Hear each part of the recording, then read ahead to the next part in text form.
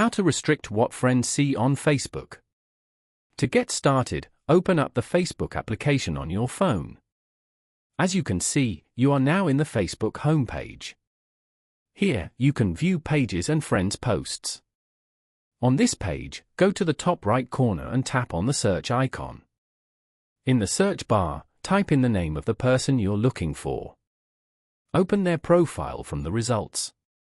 Once you're here, tap on the Friends button as shown. Then, go to Edit Friend Lists at the bottom. Here, tap on Restricted. After that, tap on Done at the top right corner. You have now successfully added this person to your restricted list on Facebook. If you restrict someone, it means that you want to see less of them without having to block them. Following these steps, you can easily restrict what friends see on Facebook. Thank you for watching. Please leave a like if this tutorial helped you, or leave a comment below if you have any questions related to the video.